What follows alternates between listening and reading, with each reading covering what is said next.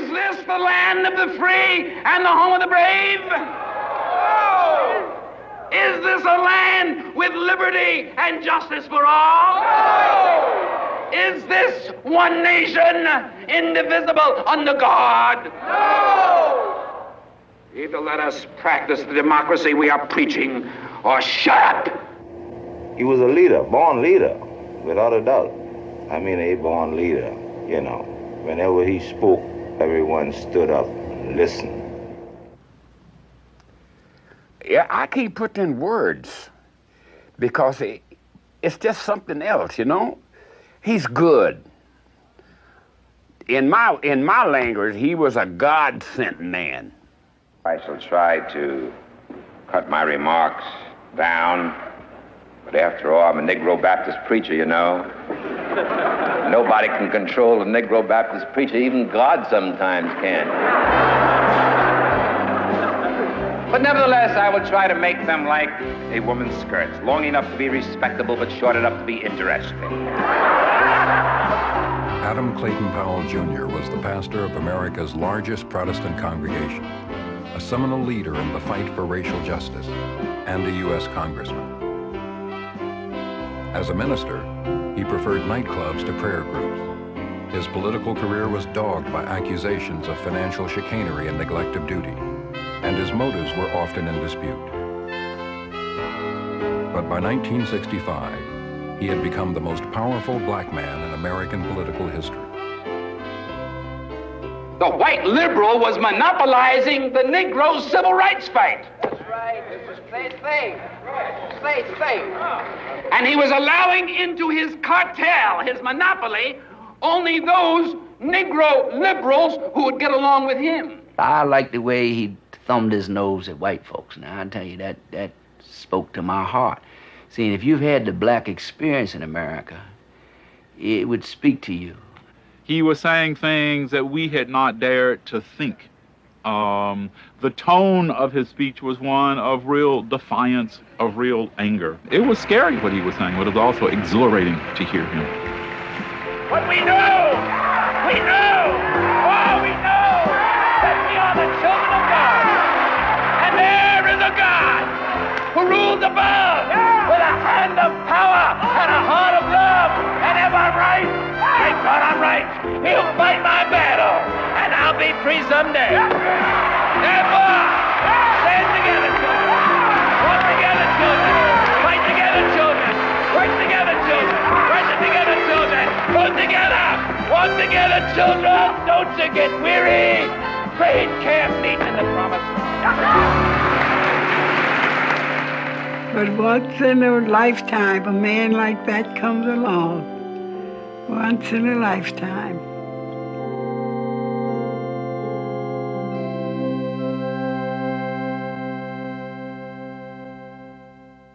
Adam Clayton Powell Jr. was born in New Haven, Connecticut in 1908. He was a pampered, privileged child. His mother dressed him in Little Lord Fauntleroy suits. He had blonde hair and hazel eyes. His father, Adam Clayton Powell Sr., was the pastor of New York City's Abyssinian Baptist Church. By 1923, he had built it into the largest Protestant congregation in America and housed it in a magnificent new structure.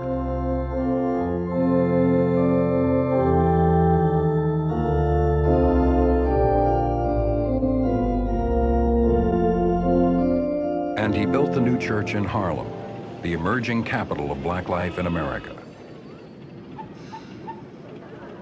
Harlem in the 20s was bursting with visions of a new American Negro, freed from the economic and psychological legacies of slavery. By the time he reached his teens, young Powell was intoxicated with Harlem.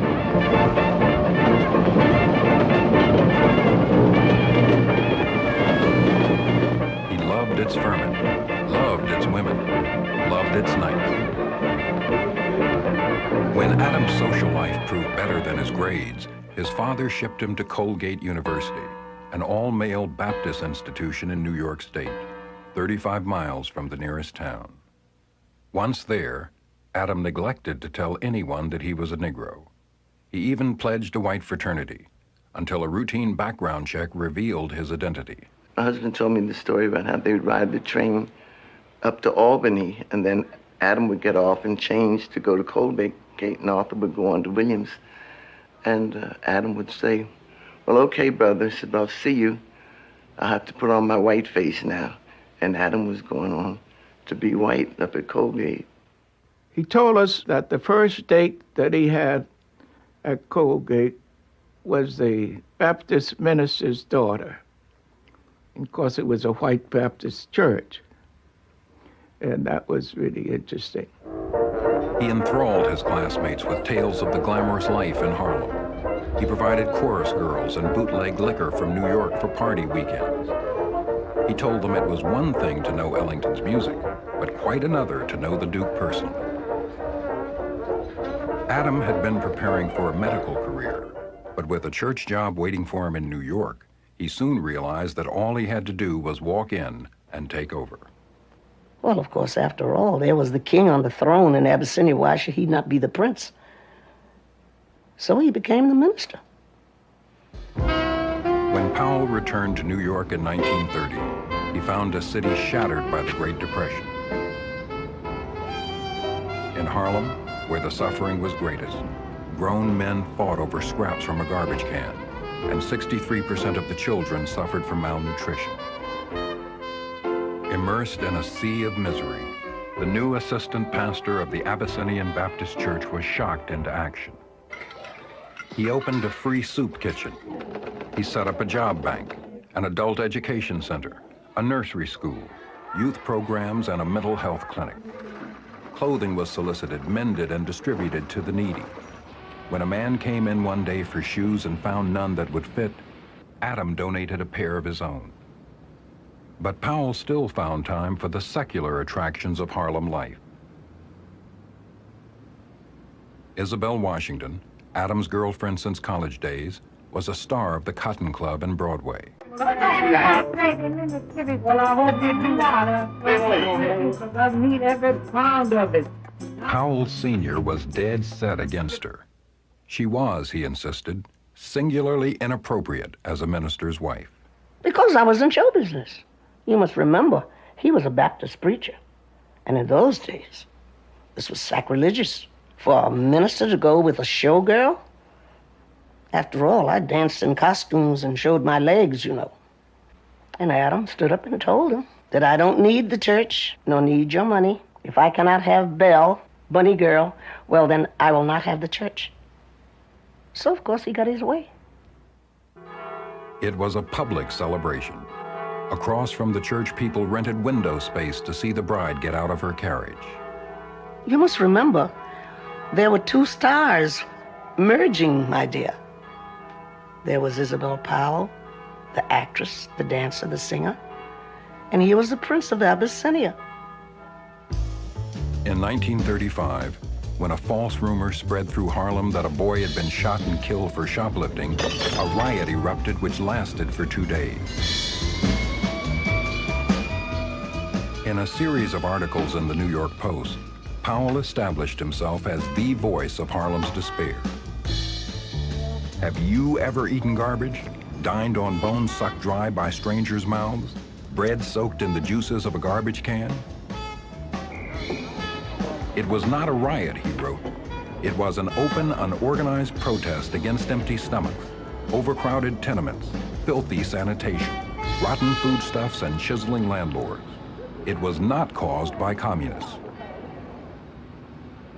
The Uptown Chamber of Commerce at that particular time had not only no black members, but blacks weren't even allowed to have stores on 125th Street. In the Harlem community, black girls could not get a job as clerks in the 10-cent stores. Adam thought that this was a good place to start and accomplish two things: get jobs for some people and establish himself as a hero and a fighter for black rights. Beautiful combination. You had an extraordinary explosion, and here was this very articulate 6'4" handsome guy parading up and down 125th Street with his congregation. He would have his church people, those women. Most of those pickets in the street were women. Under the banner, "Don't buy where you can't work," Powell helped establish picket lines from river to river along 125th Street. By that afternoon, the stores were closed.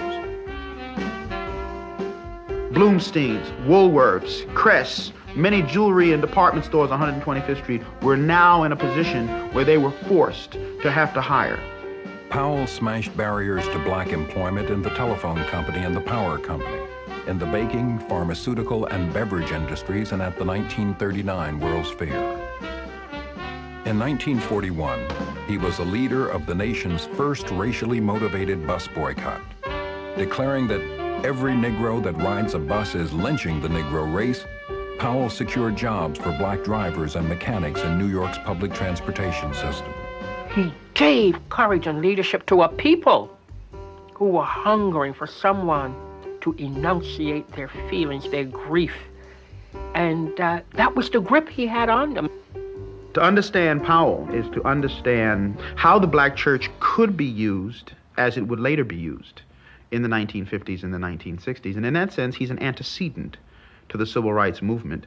But far more than an antecedent, he was an individual who demonstrated the power of the church as a protest instrument, the power of the church as a social instrument, the power of the church as a community organizing instrument, and the power of the church as a political instrument. Everything that we are about as African people in terms of our struggle for justice and freedom started in the church. There is no separation of the sacred and secular, of church and state. In Black America, there is no separation.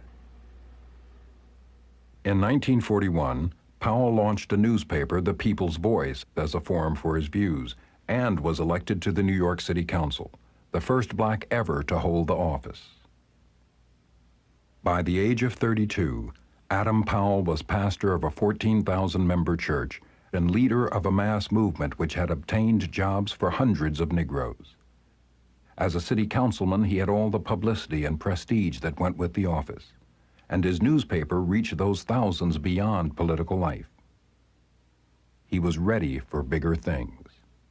A new congressional district had been created for Harlem. It was an opportunity he couldn't ignore. At a rally at Madison Square Garden, black union leader A. Philip Randolph was expected to announce for the seat. Powell dropped a bomb on the massive crowd.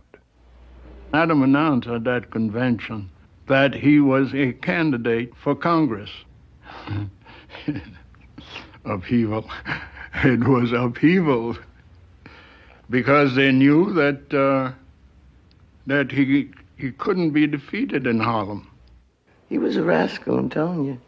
But he had charm, he had, no question, he had charisma, and he had that community in the palm of his hand.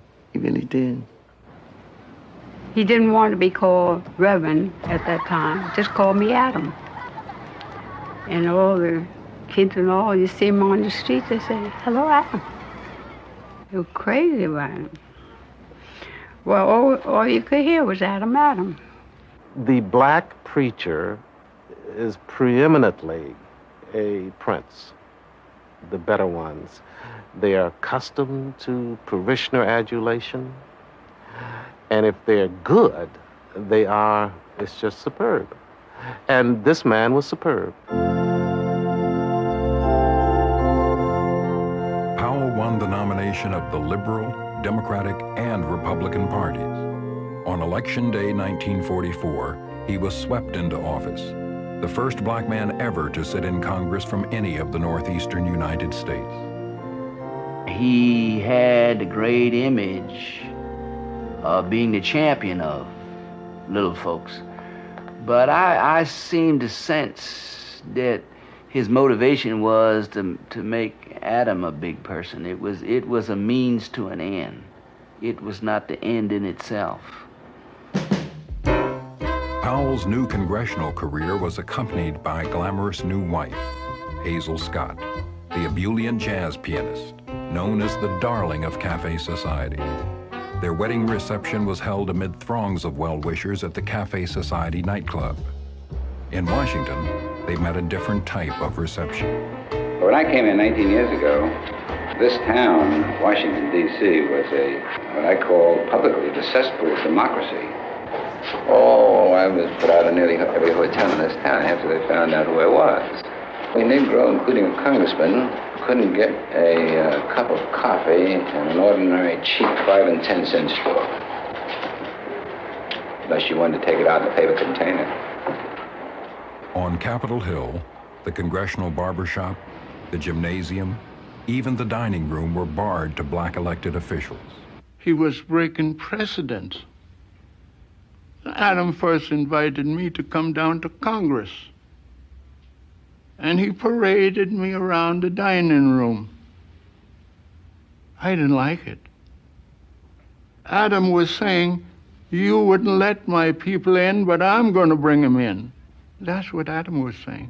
I, Adam Powell, may belong to a group of people that some others may think are inferior, but I belong to a group of people that God, omniscient, omnipresent God, God of all power, says, you are my children, and you're the same as anyone else.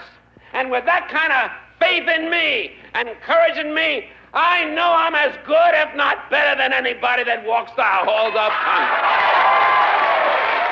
We needed an Adam Powell who would yell and mouth off. And that's what he did. And that was his value, particularly to some of us who were younger and were angry.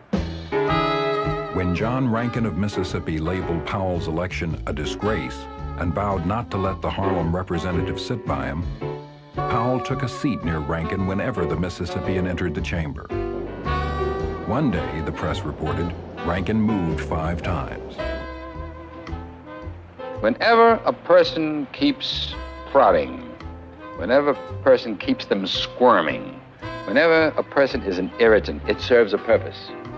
It may not in contemporary history look so good, but as the times roll on, future historians will say they serve the purpose. He continued to insist, for example, on putting an amendment on every piece of social legislation that it not be used for segregated services. It was called the Powell Amendment, and it denied funds to any state which segregated its facilities. In the face of Southern congressional power, the amendment caused the defeat of federal aid to education and other social legislation. And people would deride him. There were editorials in the New York Times, editorials all over the place. Why does Adam Powell get in the way of all this social legislation? The liberals hated him for it. I feel it was fundamentally an act of demagoguery because it did not advance the cause. It gave him an opportunity to make speeches. I could understand from his point of view why he would do it, but he knew full well that his offering that amendment would ensure the death of federal aid education. So he had an issue that he could keep alive, but he didn't do much to advance the cause of better schooling for the people of the country, including the children of his own district. We probably were not discriminating enough to discern whether Adam was always right or wrong or whether he was on a good issue. But he gave white folks hell, you know. And they've been giving us hell for so long, you know, we were glad to find somebody who was in position to give white folks hell.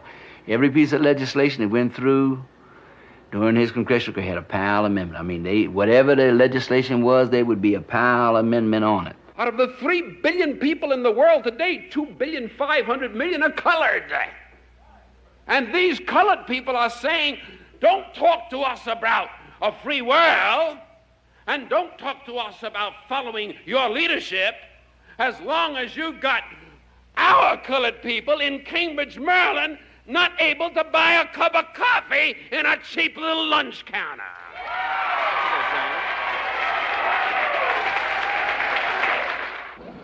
In 1955, Powell defied a U.S. government boycott to become the only American representative at the first conference of Third World Nations in Bandung, Indonesia.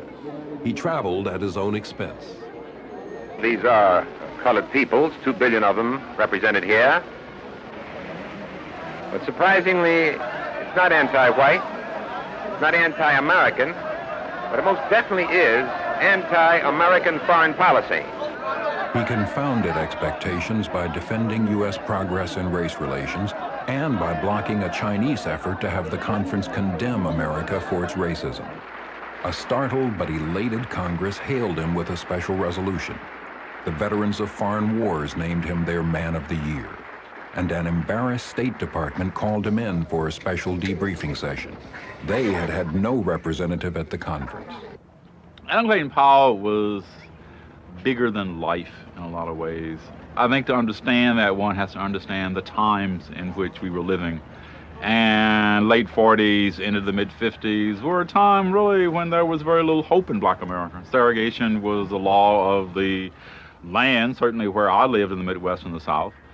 And I certainly never imagined that segregation would ever end. Adam Clayton Powell was almost like this mythic figure who came to do battle on our behalf. That's what Adam represented, hope. Hope that situations would change.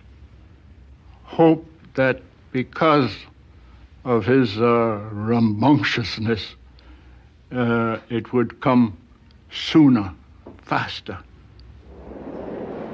He spearheaded efforts to combat lynching and voting taxes. He got the first black reporter into the Congressional Press Gallery and the first black cadet admitted to the U.S. Naval Academy. He kept up the pressure, loudly and publicly, to integrate the Army, public schools, and the workforce. He became the congressman of all of black America. When you're down and out, lift up your head and shout, there's gonna be a great day.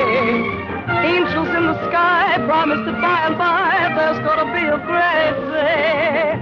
Gabriel will warn you, some early morn, you'll hear his horn. Tootie tootin', it's not far away, hold up your hands and say, there's gonna be a great day. Adam and Hazel lived lavishly and let everyone know it. He bragged that they never missed a first night on Broadway, and that they spent idyllic weekends at their beach house listening to Rachmaninoff on the phonograph.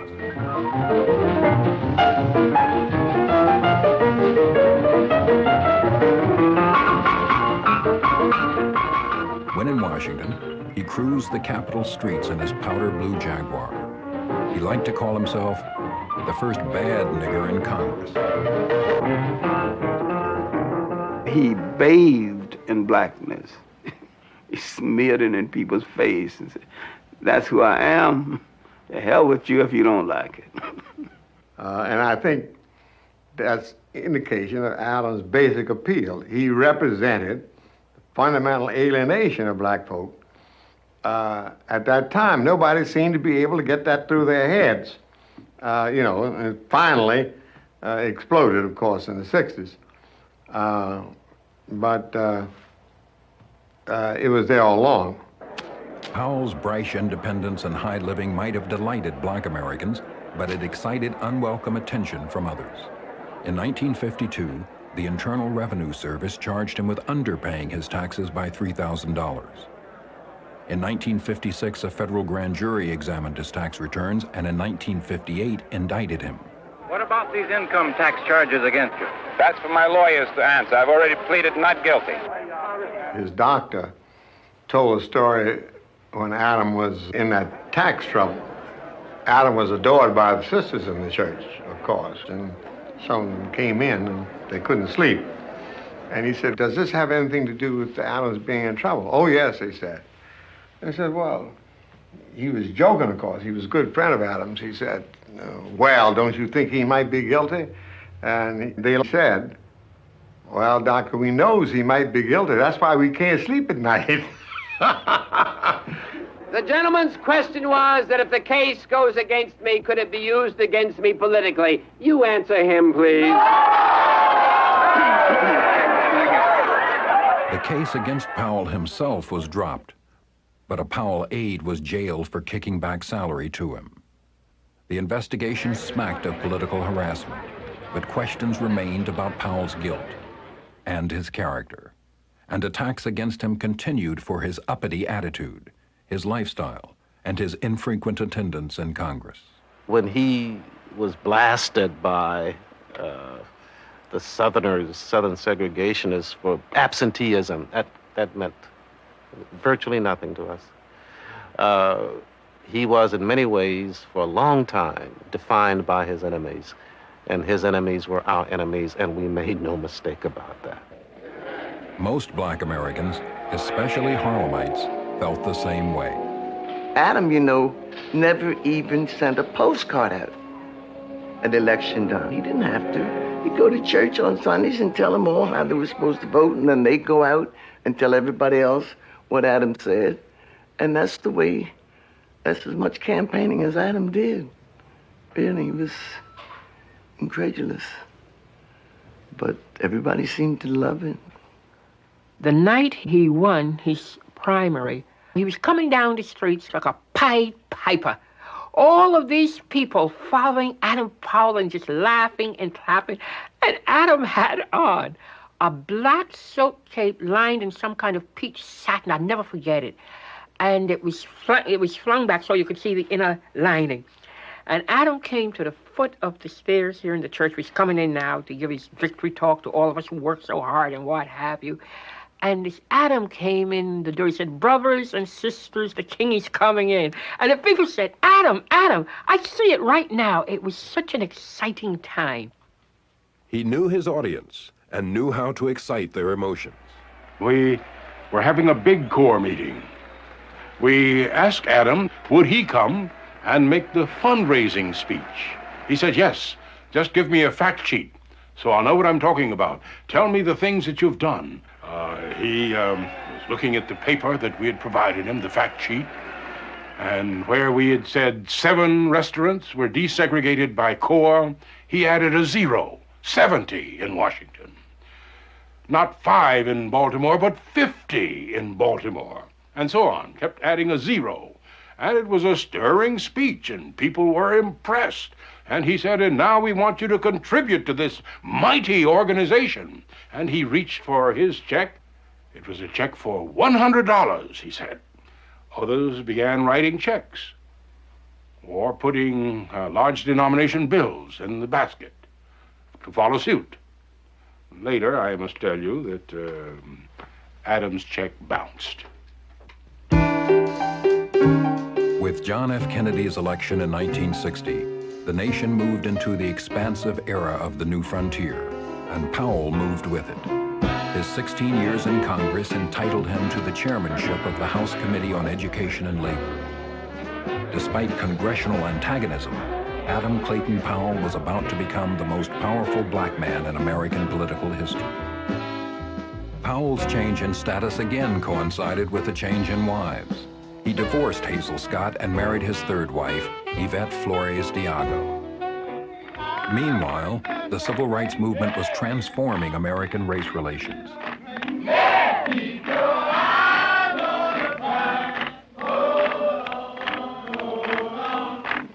In 1956, the Montgomery bus boycott had startled and roused the nation.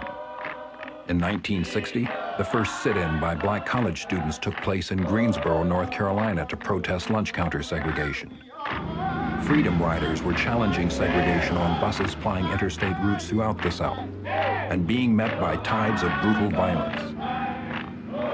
Powell was the national spokesman for black impatience. It's not the color of your skin, brother. It's what you got in your heart and in your mind that makes you a man or a woman. Remember that. And if you all will stand together, there's nobody in this world that can stop a united mass of people moving as one, standing together, working together, picketing together, boycotting together, voting together, loving together, worshiping together. You'll win together. Walk together, children. Don't you get weary. Great campaign in the promised land. The committee will not come to order. Powell's Education and Labor Committee pushed through the first federal aid to colleges and universities and established the National Endowments for the Arts and the Humanities. Bills were passed to build schools and libraries, provide teacher training and student tuition assistance, educate the handicapped, train the unemployed, and ensure equal pay for equal work. After Lyndon Johnson became president in 1963, Powell and his committee churned out legislation at an unprecedented rate, 60 major pieces in 5 years, and saw every one of them pass by Congress. Representative William Ayers declared there would be no war on poverty without Adam Clayton Powell. This new law is the most significant education bill passed by the Congress in the history of the Republic. In fact, this session of the Congress will go down in history as the Education Congress of 1963. The blizzard of legislation meant that Powell, directly or indirectly, controlled the disbursement of over $10 billion. He was one of the most powerful men in America, black or white. I suppose Title VI of the Civil Rights Act of 1964 is the greatest monument to Adam Powell. Written into that great legislation is what he started offering and as a lonely black voice in the Congress years before the Powell Amendment. Tax money collected from the whole people should not be used to serve one segment of the people and exclude another segment of people, but rather it should be used to benefit the whole people. That's helped change America. Powell's legislative authority did not end at the halls of Congress. By the mid-60s, he was convening his committee meetings on the streets of Harlem. These people here, for instance, leaning out the windows, they've never seen a hearing. Yet these are the people for whom we legislate. This is no stock show for me because I don't need anything in this community. I got 84.4% of the vote last year without spending a penny. All right, all television and cameras will have to stop now, and the committee will formally come to order. And we As his power grew, so did his delight in flaunting it, which suited his constituents just fine. I remember once that he said that he was going to go off to Paris to prepare for a congressional investigation of nightclubs in Paris. And it was very clear that he was mocking congressmen who went to Europe to say they were investigating this and would spend their time partying and drinking and womanizing and all this. Powell did it all openly. We liked the open defiance of the system. Next Sunday, Pan American luxury flight to Paris.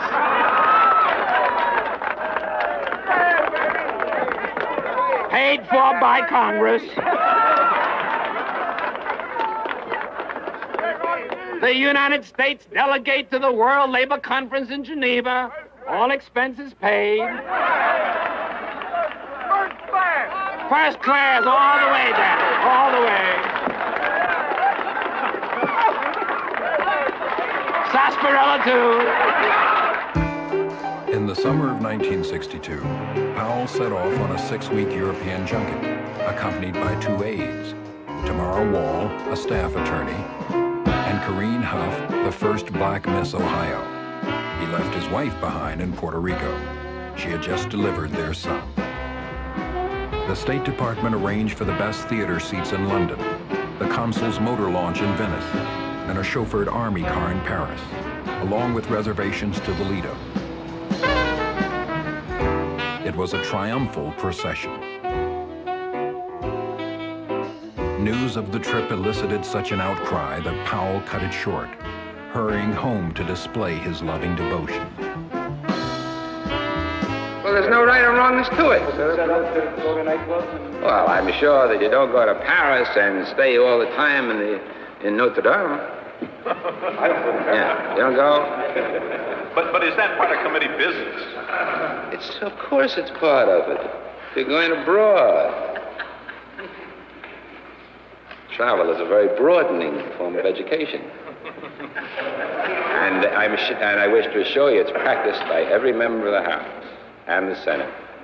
He knew that he was perceived as a devil, as being naughty, and he adored it. He loved putting on an act as if to say, am I not a naughty boy? And he was. Do you think that having relatives on the payroll is a good thing? Yeah. You think very it's good. Very good. Very good. You think it should be promoted? In other words, you're not... As long as 100 plus members of the House and X number of senators, then I'm going to do it. Well, you're not criticizing this 100 members. What you're doing is really complimenting them. I compliment all my colleagues. Powell seemed capable of braving the congressional tempest But other storms were brewing. In 1960, a 66-year-old domestic worker named Esther James sued Powell for libel after he accused her of being a bag woman, someone who delivered payoffs from gambling, prostitution, and drug racketeers to the New York Police Department. She won a judgment for more than $200,000. You have to ask yourself, why is it that a poor woman in Harlem who has no money can pay 5 of the best lawyers in New York for 3 years to bring a charge against Mr. Powell? Nothing but a bag woman, baby. Powell not only refused to pay, he also refused to appear in court and was cited for contempt. The only day he could be in New York was Sunday, when a civil summons could not be served. He would breeze into town, preach his sermon, and leave the same day. But his absence from Harlem, his high living, and the development of the civil rights movement began to erode the unquestioned devotion he had taken for granted. Whenever Powell is questioned in terms of his leadership, particularly by the white press, he's questioned about his leadership, he will get to a point and then he will say, well, you see, I'm black and you're white and you don't understand. Right. But I'm black and I don't understand. And I would like to know some answers. Adam was used to being very powerful, all-powerful. He spoke for all blacks. As far as people in Congress were concerned, he was the one. And then Martin comes along at 29 years old. And now all of a sudden, not just Atlanta or Birmingham, but the whole world accepted Martin as the spokesman for blacks. And that isn't the way Adam could see it going. In 1960, Martin Luther King planned to picket the Democratic Convention in Los Angeles. Attempting to reassert his control and put King in his place, Powell threatened to leak a story of a homosexual relationship between King and Bayard Rustin, a King advisor. That the story was fictitious made no difference. It could ruin King. The picketing was put on hold. Well, Powell had a kind of a vicious streak in him. I mean, if he wanted something, he knew how to go after and get it. I mean, he was a political animal. He knew his trade well. Frankly, I do not think Adam was an immoral man or a moral man even. I think he was amoral. I think he was almost completely political, who would do whatever served his purposes politically. And that meant personally, because the politician cannot separate his own personal advantage from his political advantage. The movement acquires a kind of moral purity, and there is a sense of moral purpose about the movement, so that the ends are not just political, the ends are also moral and spiritual at this point. And so given that that becomes the climate in which the politics take place, Powell's lifestyle and the womanizing and this, that, and the other begins to seem rather tawdry at that point. Powell began to seem to be a very self-indulgent figure. Leaders have responsibilities. But the personal side of Powell would never permit him to subordinate that to the public requirements.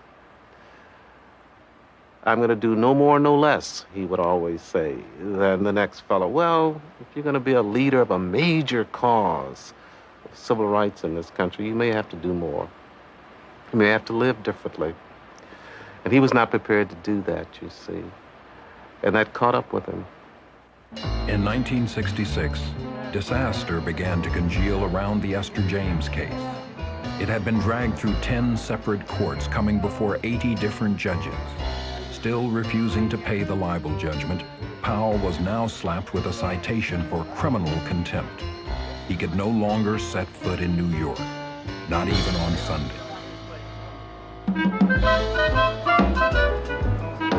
Powell established an island retreat on Bimini in the Bahamas. Now, the irony is that the woman really was a bad woman, and everybody knew it. But the reality of the situations, so far as the New York scene, was that the way to get from under that judgment, all they had to do was say, I'm sorry. But that wasn't a part of Adam's personality construction.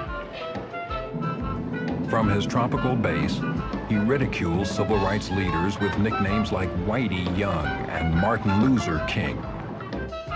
And he began to drink heavily, up to a quart of vodka a day. How do you see your role in the struggle, sir, at this point? Well, I'm just the old man of the sea, that's all. Congressman, Martin Luther King is supposed to... Who? What? What's the name? Martin Luther King. Oh, yeah, I remember him, that's right. What'd you say, sir? He's supposed to come to New York today. Isn't that wonderful? Wonderful. In the face of everything, Powell still retained his grip on Harlem. In November 1966, he was elected to his 12th term in Congress. Mr. Powell has said that Harlemites would elect him even if he was dead as long as he was propped up. Is that true? I think the congressman is being very accurate in that statement. On Capitol Hill, however, sentiment was growing that Powell should not be allowed to sit in Congress. Frankly, even as we discuss the matter today, I'm sure that you gentlemen are aware of the fact that he was not around, and I guess he was down in Bimini, as I stated. He was down there with a glass in one hand and a woman in the other hand. And I don't think it's incumbent upon us as responsible members of the House to belabor ourselves with a man with an attitude such as that. When Speaker John McCormick returned to Washington, I was immediately summoned into his presence, and his first question was, well, now, Van, you don't actually think that the members of Congress are going to deny a seat to a man who's been duly elected, do you? And I could only say, Mr. Speaker, I've been here in Washington, and you have not, and I think perhaps you're unaware of how deep the feeling has gone. Do you see any possibility you might not be in Congress in the coming term? Do I? I don't see anything. I'm over here. Do you? Oh, you're over here, too. You don't see it.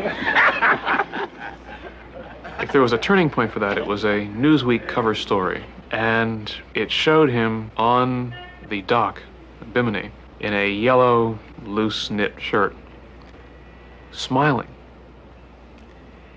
And there was an emotional reaction to that photograph, which was extraordinary. People would call him up and say, Adam, that picture's cost you at least 40 votes. And people are saying, we're going to wipe that smile off of that guy's face. You know, look at him, he's not contrite. We want some contrition. And you could tell from his expression he was not contrite. I even had overtures sent to me last week from one of the #1 liberals of Congress saying, if you will just be humble and say, I apologize, it'll be all over. I said, apologize for what? I think there was an enormous amount of racism. I think that Adam brought some of it on himself. He couldn't help flaunting his power and his lifestyle. He was a flamboyant guy. And when people said, you better pull back, it was like a red flag to him. He couldn't pull back. Is that the answer? Too much white power for a Negro congressman? That's right. Absolutely. When a man passes 60 bills without one defeat in 6 years and raises the educational commitment of the federal government from $450 million. Under my predecessor, Graham Barden, who believed that the earth am flat and the sun do move, to $10 billion, that's too much power. I'm not that persuaded that it was an anti black or racist move, because there were too many people who were clearly pro-civil rights and pro-blacks who were simply fed up with him.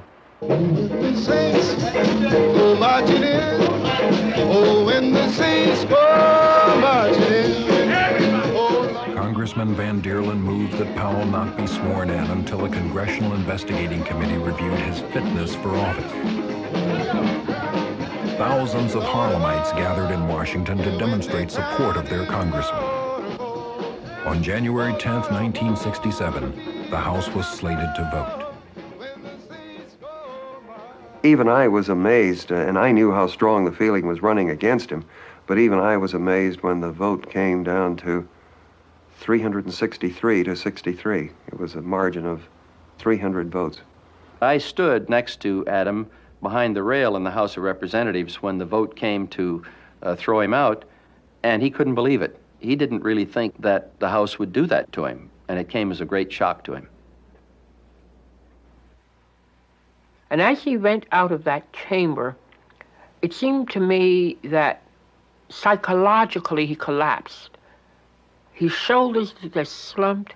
His face was, he just had such a blank expression on his face. And I remember thinking, God, what a shame.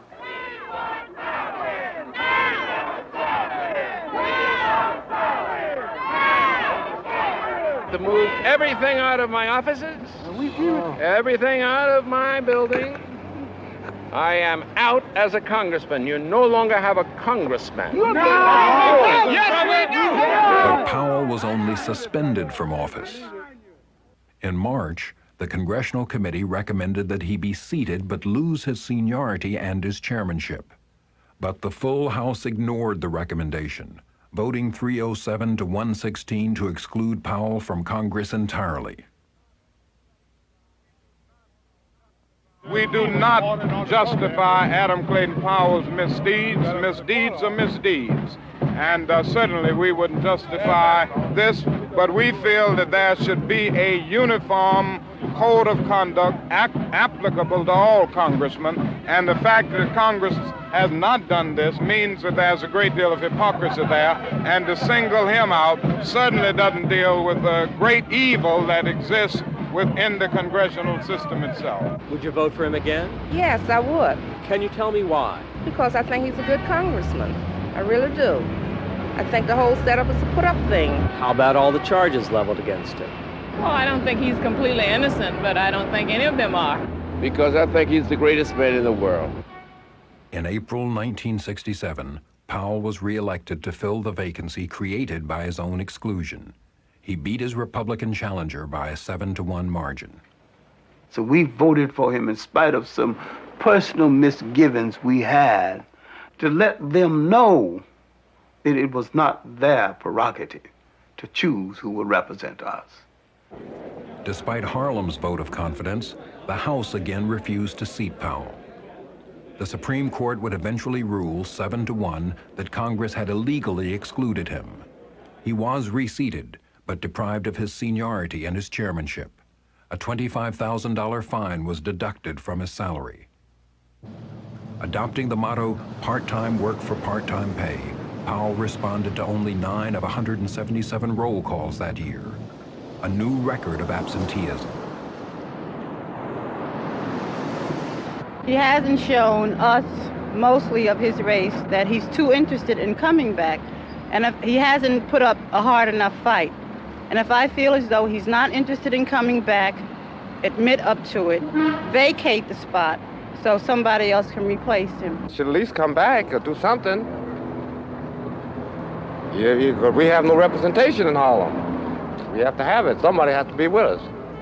Back in Bimini, his longtime companion, Corrine Huff, abandoned him to marry the skipper of his fishing boat. He seemed entirely spent. The last 3 years of Adam's life, he was dying. He knew it. He had cancer. And he would go to a public meeting. I was at some of them.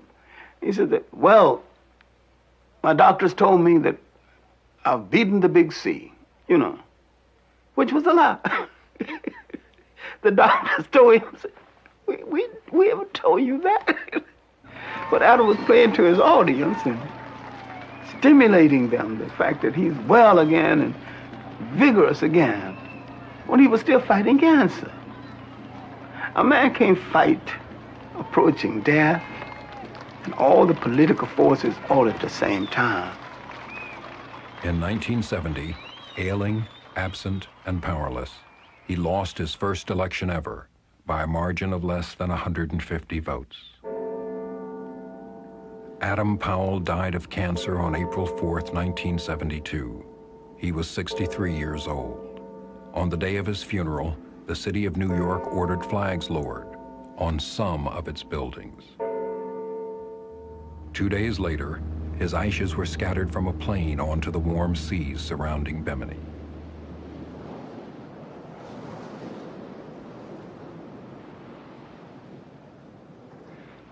You know, Adam Powell's life tells us something quite profound about being black in America. He was born as high in the black community as a man could be born. And he was carried even higher by his own gifts and by the love that his community had for him. And yet, no black person, at least up through the 20th century, gets through life in these United States without paying a fearful, psychic black tax. And Adam served his people, lived as a human being, and paid a horrific price. God bless him. I think that he was a great man. I don't think he gets the credit for what he tried to do. I still have great love and affection for Adam Clayton Powell, and I'm just grateful that he was there when I was a little boy and an adolescent coming up. And I honor his memory, and I love the man. I wrote an article about Adam soon after his death, and I said that in order to understand Adam, you need a child and a very old man. You need a child to say that the late emperor of Harlem politics have no clothes. And you need an old man to say that there was a time when he had clothes and they were beautiful. Anything else you'd like to add about that? No, I'm just very glad that you got in touch with me so that I can relive a few of my memories.